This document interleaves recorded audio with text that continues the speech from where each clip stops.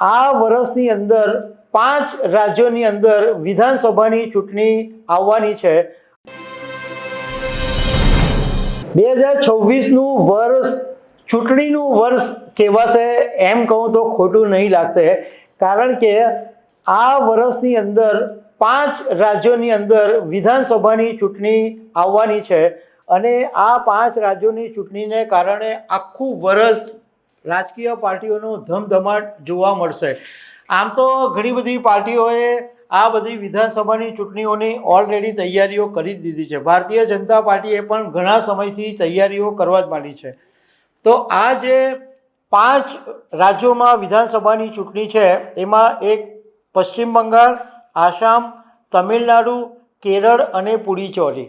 આ 5 રાજ્યોમાંથી 2 રાજ્યો એવા છે, આસામ અને પુડુચેરી, કે જેમાં ભારતીય જનતા પાર્ટીનું એનડીએનું શાસન છે અને પશ્ચિમ બંગાળ, તમિલનાડુ અને કેરળ આમાં ભારતીય જનતા પાર્ટીની સરકાર નથી અને બીજા રાજ્યોની સરકાર છે। તો આના વિશે હું વાત કરીશ। મારું નામ રાજેશ શાહ છે અને તમે જોઈ રહ્યા છો ગુજરાતના સૌથી મોટા ડિજિટલ ન્યૂઝ પ્લેટફોર્મ ખબરછે.com। 2026માં જે 5 રાજ્યોમાં ચૂંટણી થવાની છે એમાં હું તમને વાત કરું પહેલાં પશ્ચિમ બંગાળથી।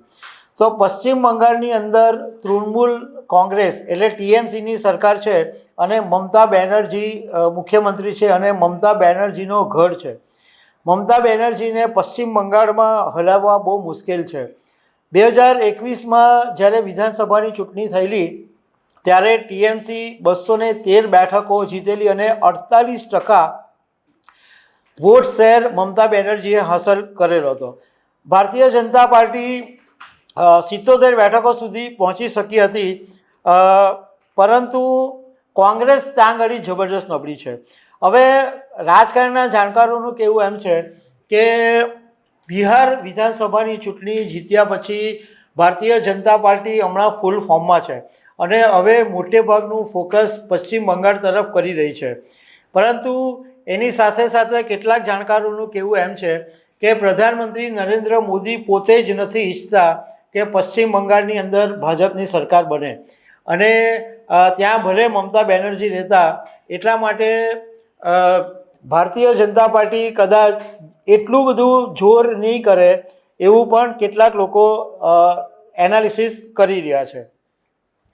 બીજા રાજ્યની વાત કરીએ આસામમાં, તો આસામની અંદર ભારતીય જનતા પાર્ટીની સરકાર છે અને હિંમત બિસ્વા શર્મા એક બહુ જ પાવરફુલ મુખ્યમંત્રી ત્યાં છે અને એમણે આસામની અંદર એકદમ બોલ્ડ નીડર કામો બી કર્યા છે, બોલ્ડ એકદમ નીડર નિવેદનો પણ આપ્યા છે અને 2021ની અંદર 75 બેઠકો ભાજપે જીતેલી હતી। પરંતુ આ વખતે થોડીક મુશ્કેલી એ આવી શકે એમ છે કે મુસ્લિમ સમાજની સાથે જે સંકળાયેલી પાર્ટી છે AIUDF એની ભૂમિકા મહત્ત્વની રહેશે અને કોંગ્રેસ પણ ત્યાં આગળ કોશિશ કરી રહી છે। તો જો કોંગ્રેસ સારું પ્રદર્શન આસામની અંદર કરી લેશે તો વિપક્ષ માટે એક મોટો બૂસ્ટર ડોઝ હશે। તમિલનાડુની અંદર ડીએમકેની સરકાર છે અને MK સ્ટાલિન મુખ્યમંત્રી છે। 2021માં 234 બેઠકોમાંથી 133 બેઠકો પર ડીએમકે જીતેલી હતી અને આ વખતે ભારતીય જનતા પાર્ટીએ તમિલનાડુમાં ઘૂસવા માટે AIADMKની સાથે ગઠબંધન કર્યું છે અને ત્યાં આગળ આ વખતે એક નવી પાર્ટી જે ઊભી થઈ ગઈ છે કે તમિલનાડુના સુપરસ્ટાર વિજય ચંદ્રશેખરને જે TVK પાર્ટી બનાવી છે એ યુવાનોને જબરજસ્ત આકર્ષી રહી છે। એટલે તમિલનાડુમાં પણ ભાજપ માટે થોડીક મુશ્કેલી ઊભી થઈ શકે છે, પરંતુ ભાજપ તમિલનાડુમાં પણ ઘૂસવાનો પૂરો પ્રયાસ કરી રહી છે। કેરળની અંદર લેફ્ટ ડેમોક્રેટિક ફ્રન્ટની સરકાર છે અને પિનારાઈ વિજયન મુખ્યમંત્રી છે। 2021ની અંદર લેફ્ટ ડેમોક્રેટિક ફ્રન્ટ છે એ 99 બેઠકો જીતી હતી, પણ આ વખતે સ્થાનિક સ્વરાજ્યની ચૂંટણી હમણાં કેરળની અંદર ગઈ એમાં કોંગ્રેસે બહુ સારું પ્રદર્શન કર્યું। કોંગ્રેસે UDFની સાથે એલાયન્સ છે અને એણે બહુ સારું પ્રદર્શન જિલ્લા પંચાયતો અને તાલુકા પંચાયતની ચૂંટણીમાં કર્યું। ભાજપને એક પાલિકાની બેઠક મળી, પરંતુ કોંગ્રેસને કેરળમાં વધારે આશા જાગેલી છે કે કેરળની અંદર કોંગ્રેસ સારી રીતના ઘૂસી શકે એમ છે.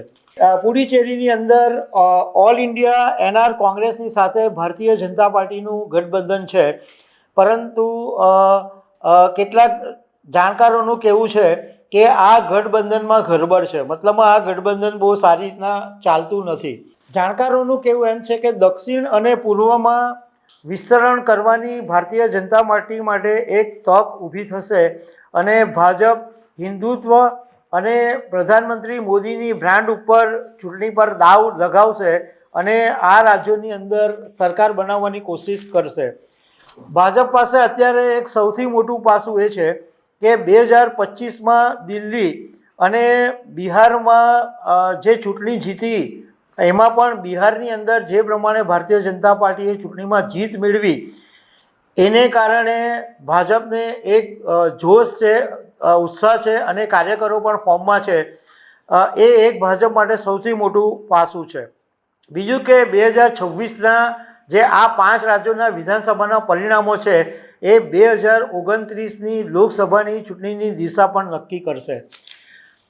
હવે આ વખતે 5 રાજ્યોની અંદર જે વિધાનસભાની ચૂંટણી થવાની છે એમાં જે સરનો મુદ્દો છે એ બહુ મોટો ગાજવાનો છે, કારણ કે પહેલાં ઈવીએમની સામે વિપક્ષી પાર્ટીઓ લડત આપતી હતી, પરંતુ હવે એવું વોટ ચોરીના મુદ્દા પર વિપક્ષો ભાજપની સામે લડત આપવાનું શરૂ કરેલું છે અને પશ્ચિમ બંગાળમાં મમતા બેનર્જીએ તો સરનો સખત વિરોધ કરેલો જ હતો. એક વાત નક્કી છે કે આ વખતની જે 5 રાજ્યોની ચૂંટણી છે એ એટલી ઇઝી તો નહીં જ હશે અને આમ પણ જ્યારે પશ્ચિમ બંગાળની અંદર ચૂંટણી થાય છે ત્યારે લોહિયાર ચૂંટણી થઈ જાય છે અને આ વખતે પણ ખતરનાક ચૂંટણીઓ થવાની સંભાવના છે. એક એનાલિસિસ એવું બી છે કે ભારતીય જનતા પાર્ટી હિન્દી ભાષી રાજ્યોની અંદર બહુ ઇઝીલી સફળતા મેળવેલી છે, પણ જે સાઉથના રાજ્યો છે ત્યાં આગળ ભાજપને અત્યાર સુધી સફળતા એટલી બધી મળી નથી. આ જે 5 વિધાનસભાની ચૂંટણી છે એની અંદર બધા એવા રાજ્યો છે કે જેની જુદી જુદી ભાષા છે અને મોટે ભાગે જ્યારે ભારતીય જનતા પાર્ટી ચૂંટણી લડતી હોય તો જે રાજ્યની અંદર ચૂંટણી લડે એમાં ભાજપ અને કોંગ્રેસ સામસામે હોય, પરંતુ હમણાં જે 5 રાજ્યોની વિધાનસભાની ચૂંટણી છે એમાં બધી ભાષા અને બધા જુદી જુદી સરકારોની સામે ભારતીય જનતા પાર્ટીએ લડવાનું છે. બીજું કે સાઉથની અંદર ભાજપનો જે હિન્દુત્વનો એજન્ડા છે કે જેની પર ભાજપ હંમેશા ચૂંટણી જીતતું આવ્યું છે એ હિન્દુત્વનો એજન્ડા સાઉથની અંદર ચાલતો નથી